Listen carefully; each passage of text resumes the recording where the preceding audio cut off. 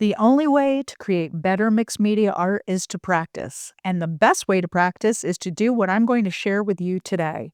So grab your art journal and some supplies, and let's get your creative juices going by doing some of my favorite warm up exercises that will create stunning and surprising results. I'm Jackie Bernardi, and welcome to my studio. I don't know about you, but it is pretty rare for me to start any work session in my art studio knowing exactly what I want to create that day. I mean, it's great when it happens, but usually I walk into the studio and I feel the need to create. And so instead of fretting about it and worrying about what I'm going to make or what paper I'm going to use, I will start with some warm up exercises, and that is exactly what I'm doing today, a bunch of warm up exercises in my art journal. So I'm just starting off with a blank page. I made a grid of 4 squares on the page, and I'm using a graphite pencil to go in and just put some marks down on the paper. So I have a starting point. And mark making is a great exercise to do when you're not really sure what else you want to do. Not only will you discover new looks and themes through your mark making, but you'll also learn really important skills like control of your mark making device and working big and small and contrast. There's all sorts of things that you get when you do these kinds of exercises, and mark making to start a warm up is a beautiful way to go. Now, I'm going to start adding in some paint, and today I'm going to use a mix of paints. I will not be doing any collage today. I've been doing an awful lot of collage the past few weeks. I wanted to just take a break from that and just do a plain mixed media art supply journal entry. And so that's what I'm going to do. This here is the Catalyst wedge, and I am moving around some fluid acrylic paints. Some are from Golden, some are from Blick. All of them are listed in the supply list below in the description. And I always do that in every single video. I list the supplies so you guys have an easy time of finding something that you might not have or that interests you. So the Catalyst wedge is one of my favorite tools to move paint around with. And the reason why I love it so much is because you get such variable marks from it. And I'm painting with it, you can see that. But like right there, the way the paint came off the Catalyst wedge gives me the opportunity in that one particular square to create a unique texture that the other squares won't have. It's not an actual texture, it's a visual texture, but because the Catalyst wedge, it's made of silicone, the paint doesn't really stick to it, but it moves it around in really interesting ways, as it does with this silicone paint shaper that I'm using now. This is a much softer silicone than the wedge, and so I have a lot more flexibility. Actually allows me to put more paint down on the paper with more intention. Now, I say I'm putting paint down on the paper with more intention, but I'm not being super intentional about what I'm doing. Right now, all I'm doing is warming up my hands. If the colors don't work well together, if what's happening in the square doesn't look great, it doesn't matter to me. I'm just moving my hands, getting used to the feel of the paint. It's a very hot day today. I have the air conditioning going in my studio, which will cause the paint to dry a little bit faster, actually. And so I'm just paying attention to that and seeing how I feel about it, what kind of texture I can create out of that.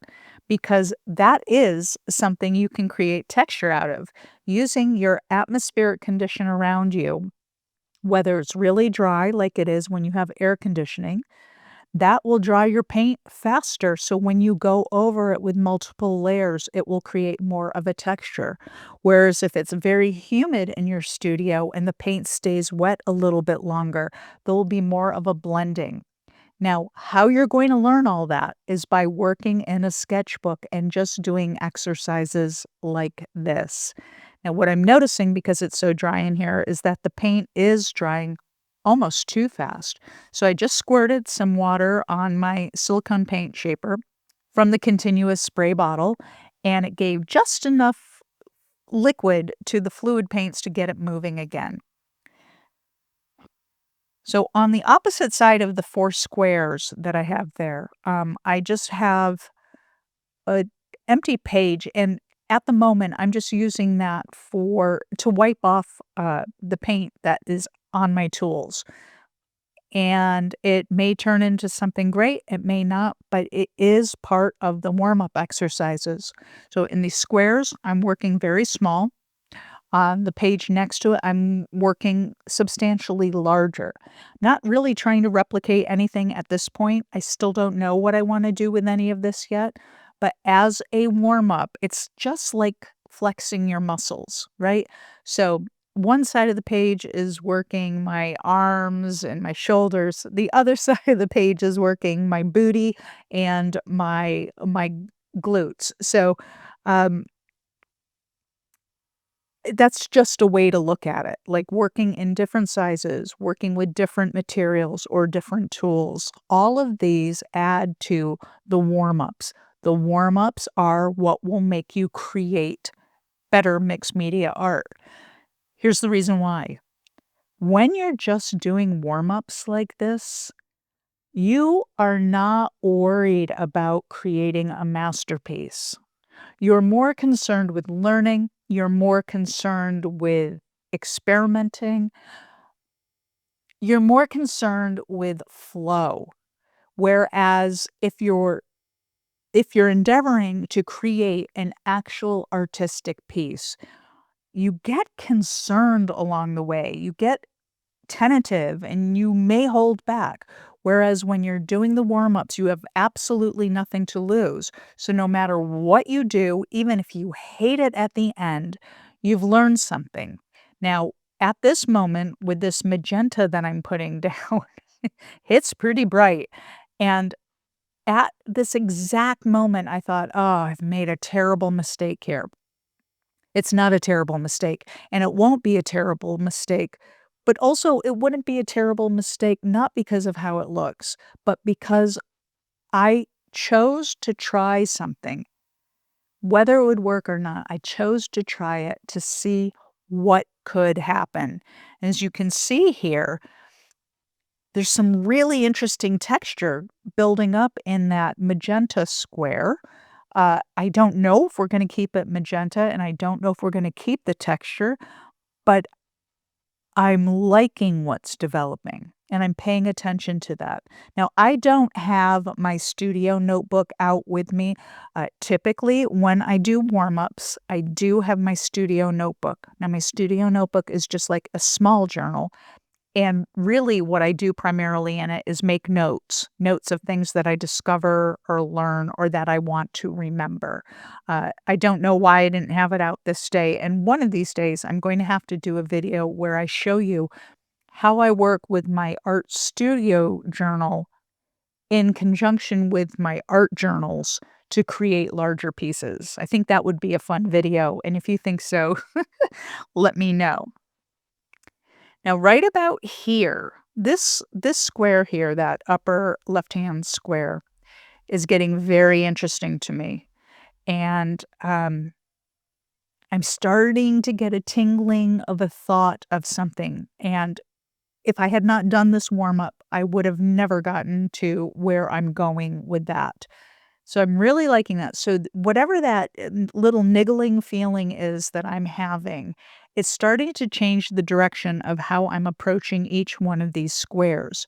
And I'm going deep with layers of paint here. You can see that. And right now I have a little bit too much paint on, so I'm going to pull it off with some medical exam paper. And I'll save that scrap for some collage someday. But for right now, I'm just using it to remove some of the paint so I can go back in with more paint. Now I have a very limited palette here, and I'm using transparent red oxide fluid acrylic. I'm using Titan buff, quinacridone magenta, and teal. I think some titanium white also, and those are the only colors I'm using.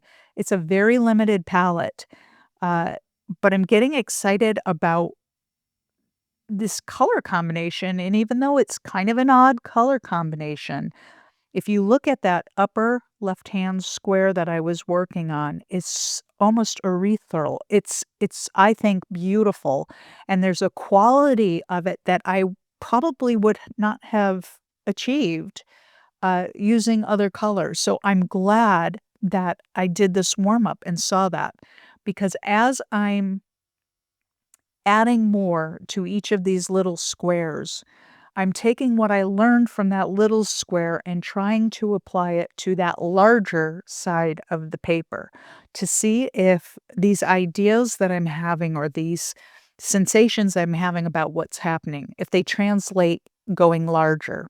Sometimes you'll find the things that you create are perfect for small works and not so awesome for large works, and vice versa. But the thing that you don't wanna do is discover that when you're working on a really big canvas or a very expensive panel. You wanna try these things out in in your art journals. It's amazing, and it's so freeing to work in an art journal. This journal that I'm working in right now is what I'm calling my Summer of Fun journal, and I am just going to fill the pages this whole summer and, see what develops, see what gets evoked from me in that. No, I'm loving this.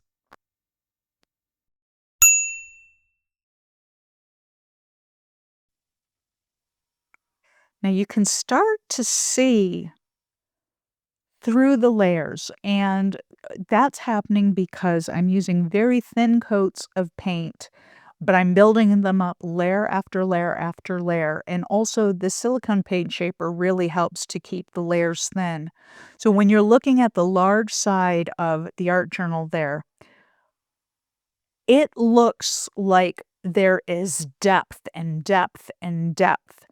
And if I were to use that as a background on a larger painting, which is probably exactly what I'm going to do with that, I now know, 1, how to get there, but 2, I know that from that little square that I'm surrounding right now, I could take that idea and make it larger, right? So this was a warm up that I'm super happy with, and I'm going to continue on because I'm just feeling it today, right? You may have noticed this didn't take any time, and it really didn't take any time. Almost everything you're seeing me work on today was done in real time, meaning this video is about 20 minutes long.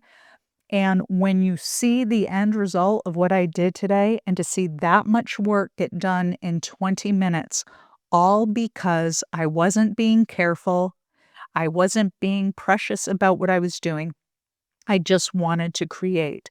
So this on this page now, I'm choosing to use my brayer as the primary tool to get paint down. And I do love using the rubber brayer because it creates a textural quality unlike any of my other tools.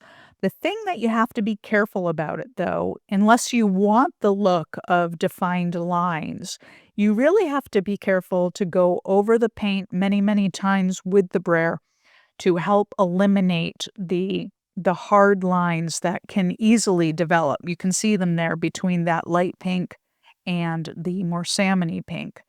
Now, today, I don't mind having edges, but I didn't want them to be super hard edges.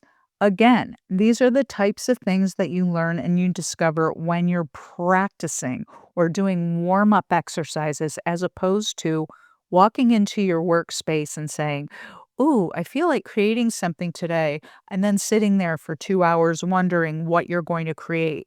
Or going down the YouTube rabbit hole to get inspiration. Inspire yourself. This is really what the warm-ups do. So,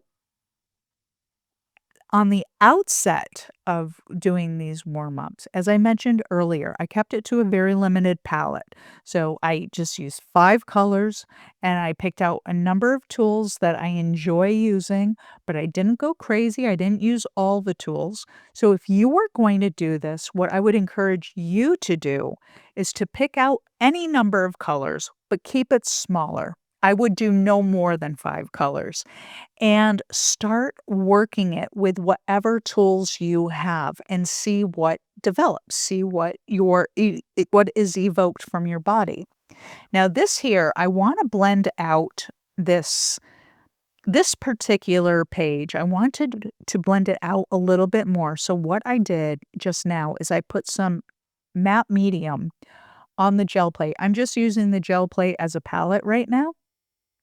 And I wanted to thin out that pink, so when it went over the layers that were already there, it wouldn't change what was below it, but that it would add some highlight, and look at that, that texture is just stunning, and you just watch me do that, very literally in a matter of 2 or 3 minutes. I mean, that's kinda crazy, right? And I think it's beautiful. This to me would make a stunning, stunning background, for another painting or a line drawing or really actually on the right panel, that would be gorgeous just by itself. I think that personally, right? So now I've got all this paint left over on the gel plate, and you know I'm not going to waste it. So I'm going to go ahead and roll it out and grab a gel print from what's left over on the plate. But I'm super happy with both sides of this page, more so happy with the pink side than the blue-green side, but I can always go back to that blue-green side and try some new things. Um, but look at this. So in 20 minutes, I've created, let's see, 2, 3, 7, 7 different, oh my gosh. Oh my god. Look at this gel print, this is crazy. So this was not a gel printing day, although you all know I love gel printing so much. Look at that paper, and look at the difference using the exact same colors. Look at the difference between the super bright gel print page and the same exact colors in a much more muted and sophisticated type look. That's amazing. And those are just from the same 5 colors. So I just put this little frame around it so you could kind of visualize a piece of the gel print instead of the whole thing, since we're working in smaller squares today. And truthfully, the gel plate piece is just the bonus round because I wasn't really gel printing today. But this, to me, has been a very successful warm up. And if I had more time today, what I probably would have done is gone immediately to a canvas or a big panel and start working on this then. I didn't have the time today, so that is something that I am just going to have to wait for later. But really, these as backgrounds are stunning to me, and the warm up was completely worth it. Now, if you have found this really interesting, please join my community. There is a free resource community, and you can find the link in the description below. This is the kind of stuff that we share in there, and there's so many artists in there creating and sharing their most inspiring works. I would love to see you there. Thank you so much for joining me today, and I hope to see you next time.